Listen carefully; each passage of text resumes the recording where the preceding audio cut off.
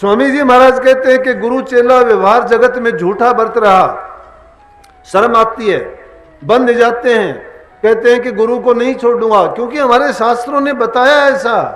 हमारे शास्त्र कहते हैं कि गुरु को छोड़ोगे तुम्हें पाप लगेगा, तुम ऐसे दोषी हो जाओगे कि तुम्हें नरकों में भी जगह नहीं मिलेगी। अब जीव को जब ये डर दिखाए गए, उनको ये तो नहीं पता कौन गुरु। अरे जब गुरु पूरा नहीं मिला है तो तुम कहां से ज्ञान प्राप्त कर लोगे। जब आपके गुरु को ज्ञान नहीं है, एक बुझा हुआ चिराग के पास दूसरा चिराग लेके जाओगे, रोशन नहीं कर सकता। जो रोशन चिराग है उसके पास बुझे हुए चिराग को लेके जाओगे, वो उसको प्रज्वलित करके प्रकाशित कर देगा, प्रकाश देगा, क्योंकि स्वयं प्रकाशित है वो। जिस गुरु को खुद को ज्ञान नहीं है, जिसने खुद ने करनी नहीं की है, जिसने कभी गुरु से अपनी जो तृष्णा थी, अपनी भूख थी, जो नाम की कमाई की, उसकी कभी उसने वो तृप्त नहीं हुआ। उससे क्यों नहीं हुआ कि गुरु के पास बैठने तक का अवसर ही नहीं मिला। जब तक हमारे खुद के कपाट नहीं खुलते हैं, दूसरे को हम क्या बताएंगे, क्या उनसे को सिखाएंगे और कैसे उसके कर्म को काटने वाले बन जाएंगे। खाली सरोवर पर जाने से कभी प्यास नहीं मिटती है। अगर एक प्यासा जाता है, नाम तालाब का जरूर है, कुएं का जरूर है, लेकिन उसमें झांक के देखते हो जब पानी नहीं है तो प्यास नहीं मिटेगी आपकी। या रोटी रोटी कहने से भी भूख नहीं मिटती है, पानी पानी कहने से प्यास नहीं मिटती है। इसी प्रकार से प्रेमियों, अगर इस भ्रम में पड़ गए हो कि नाम के जाप से, कौन सा नाम, नाम कितने हैं, मन मर्जी के नाम दुनिया ने बना के रख लिए हैं, वो तो नाम नहीं है। उसको लिए संतों ने तो कह दिया कि वो तो अनाम है, नाम है ही नहीं। जब खुद अरूप है, उसका रूप नहीं, तो फिर उसका नाम भी नहीं है कोई भी। नाम तो जब रखा जाता है, कोई चीज होती है, प्रकट होती है, उसका रूप होता है। जब रूप नहीं तो नाम है, तो वो अनाम है, अदृश्य है, लेकिन करता सब कुछ है। उस अदृश्य को पाने के लिए हम तो स्थूल दुनिया में मन और माया के खेल में तो फंसे रहते हैं और फिर उसको पाना चाहते हैं। नाम मन की वृत्तियों को रोकने के लिए है, लेकिन एक धुर का नाम होता है और एक तीन लोक का काल का नाम, बनावटी नाम होता है, जो ना किसी मंजिल का ना ठिकाने का। वो नाम आपको कहां लेके जाएगा। हाँ, ये है कि जिसकी श्रद्धा पूरी है उस नाम को अगर जपते चले, नाम कोई भी आप मन मर्जी का बना लो। कितने ऐसे आपको इतिहास मिल जाएंगे जिन्होंने कोई नाम को जपा ही नहीं, बिना गुरु के धारण के भी उनका ऐसी ऐसी उन्होंने शक्तियां प्राप्त की। वो गुरु से नहीं, लेकिन उन्होंने अपनी मन की श्रद्धा से माना। चित्त की एकाग्रता करने के लिए वो नाम का जो हमें सुमरण करने के लिए दिया जाता है, बताया जाता है, लेकिन वो जब नाम मंजिल का ही नहीं है तो किस मंजिल पे लेके जाएगा। नाम जब धुर का नाम नहीं है, धुर का नाम नहीं है, उसका ठिकाना ही नीचे का है, तो उससे ऊपर जाने का सवाल ही नहीं है। इसलिए सबसे पहले आदमी को, अब आप कह सकते हो कि गुरु का हमें क्या पता है कि क्या खोज करेंगे, लेकिन जब आप सच्चे बन के चलोगे, झूठे से आपको सच्चा मिल जाता है। अरे मकान जब बनाते हैं और उसको मकान को जब लदा के लिए उसको रोकना होता है तो पहले उसका कच्चा कर देते हैं और ऊपर से उसके पकाई के लिए छत या जो भी चीज हमने डालनी होती है डाल देते हैं, लेकिन बाद में वो हमेशा थोड़े नीचे का सामान निकाल देते, वो यूं का यूं पका हुआ रह जाता है, जिसको ढोला बोलते हैं। इसी प्रकार से हम भी ये चीजें जब तक हमारे काम आती हैं कि जब तक हमारी पकाई नहीं हो जाती, और जब उस मंजिल पर पहुंच जाते हैं तो वहां तो सब एकम एका हो जाता है। मैंने कहा वहां नाम नहीं है, वहां कोई चीज रह ही नहीं जाती। इसलिए और वहां जाके आदमी को आत्मानंद प्राप्त होता है। ना तो तुम्हें जाप से कुछ मिलने वाला, ना अजपा से मिलने वाला, ना अनहद से मिलने वाला। मेरी बात नहीं है, मैं संतों की बात बताता हूं कि कबीर साहब कहते हैं, जाप मरे, अजपा मरे, अनहद भी मर जा, सुरत सवानी शब्द मर ताही काल न खा। उस काल से बचने के लिए इनसे भी ऊपर जाना पड़ता है। अब जाप, अजपा और अनहद कहाँ है? वो तीन लोक में है। पहला लोक शरीर का है।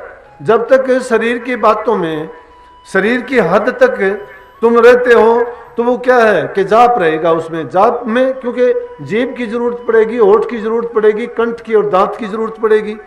कोई भी जबान से लफ्ज बोलते हो, इन चीजों की जरूरत पड़ेगी। लेकिन संतों ने कह दिया कि होठ कंठ हाले नहीं, और जिब्या नहीं उचार, गुप्त भेद को जो लिखे वो ही संत हमार। कि जो गुप्त भेद को कैसे लिखोगे जिसमें ना होठ हलाने की जरूरत है, ना कंठ की जरूरत है, और जीभ से उच्चारण नहीं करना है, फिर जाप कहाँ काम करेगा। लेकिन शुरू में वो काम करेगा, मैंने बताया जिस प्रकार से ढोला काम करता है वैसे ही। तो जाप कहाँ से है, वो शरीर में रहेगा, वो जाप है। लेकिन ये सारी की सारी उसके बाद में मन का दायरा आ जाता है, शरीर के दायरे के बाद में। जब मन के दायरे में जाओगे उसमें अजपा जाप हो जाता है। और उसके बाद अनहद कहाँ होता है, वो आध्यात्मिक मंडलों में जाके होता है, 10वें द्वार से ऊपर होता है। अब 10वां द्वार कहाँ है, जहां पर जिन अभ्यासियों को, जिनको नाम की दीक्षा दी गई है और रूहानी मंडल जिनको समझाए गए हैं, उसके बाद वो 10वां द्वार आता है। उस 10वें द्वार के ऊपर जब जाओगे तो वहां पर अनहद आ जाएगा। तो जाप भी गया, अजपा भी गया, अनहद भी खत्म हो जाता है। अनहद का मतलब क्या, कि जब उस नाम को जपते जपते वो नाम ही रह जाएगा, उसमें ना बोलने की जरूरत, ना सुनने की जरूरत, जहां बैठते हो, जहां सोते हो, जो खाते हो। लेकिन वो कैसी अवस्था है, वो उन्मणी अवस्था है। उसमें ना स्वाद है, ना तुम्हारे कोई किसी प्रकार का तुम्हारा विचार है, ख्यालात है, हर चीज आपको उसी के निमित्त करनी पड़ जाती है, करनी पड़ती है, कर देते हो जाता है। लेकिन आपको भी नहीं पता कि आपने गलत किया या सही किया। ये वैसे कही जाए तो परमहंस गति हो जाती है। जिस प्रकार से दर्जे हैं, अभ्यासी का दर्जा अलग है, साधु का उससे ऊंचा है, उसके बाद संत का, उसके बाद हंस का है, उसके बाद परमहंस का दर्जा है।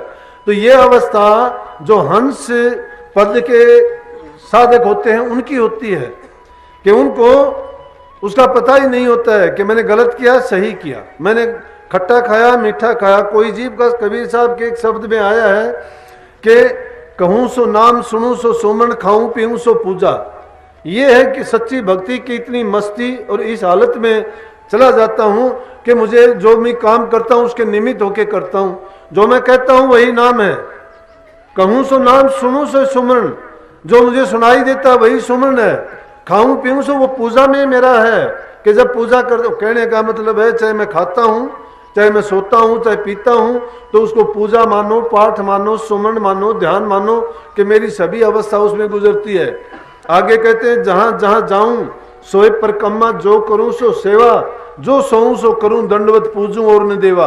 कि मुझे ना कोई पूजने की जरूरत है, जहां सो जाता हूं मैं समझता हूं मैं दंडवत करता हूं।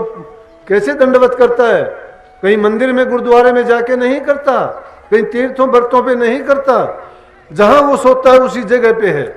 क्यों है कि वो जो चीज हमारे रोम रोम में, हर कण कण में, हर जगह जो मौजूद है, उसके लिए कोई विशेष जगह की जरूरत नहीं है। आप कहोगे कि नहीं जरूरत है तो ये मंदिर मस्जिद गुरुद्वारे क्यों बनाए गए। ये मंदिर मस्जिद गुरुद्वारे इसीलिए बनाए गए जिस प्रकार से ये आश्रम है। अब सिर्फ एक ही चीज के निमित्त यहाँ आके एकत्रित हुए हो आप, सत्संग के लिए। और सत्संग क्या होता है, जहाँ सिर्फ प्रभु भक्ति, उसके नाम का गुणगान और उसी का जो जिक्र होता है, दूसरा कोई ख्यालात नहीं, दूसरी कोई बात नहीं। इसलिए उन स्थानों की आवश्यकता पड़ी। लेकिन हम उसी स्थान को पूज्य मान लेते हैं और कहते हैं कि यहाँ मत्था रगड़ने से हमारा कल्याण हो जाएगा। अगर तुम्हारे विचारों में परिवर्तन आता है, तुम्हारी श्रद्धा अगर पूरी है, तो वो चीज तुम्हें तभी काम करेगी कि जब उसने आपको सब चीजों को वही मान लिया, जिस प्रकार से कबीर साहब ने कही है। उनके लिए विशेष स्थान की जरूरत नहीं रह जाती। लेकिन इन वाणियों के चक्कर में पड़ के ये भी ना सोच लेना कि हमें कुछ करने की जरूरत नहीं है, कि हम भी सोते हैं तो उसी की पूजा है, चलते हैं तो परमात्मा की परिक्रमा है। यह अवस्था कब आएगी, जब आप अपने ख्यालात से, अपने विचारों से, अपने अंतःकरण से पूर्ण रूप से उनके निमित्त हो जाओगे। तो गुरु क्या कहते हैं, गुरु यही तो कहते हैं कि नाम की दीक्षा आपको दी थी, आपसे कह दिया गया था कि आज से तेरा तन मन धन मेरा है, और आपको उसके एवज में नाम दिया गया था कि तेरे को वो कीमती चीज की बख्शिश की गई है कि जिसको लेके, जिसकी कमाई करके तू सब कुछ पा सकता है। क्योंकि ये चीज तो कुछ भी मायने नहीं रखती है।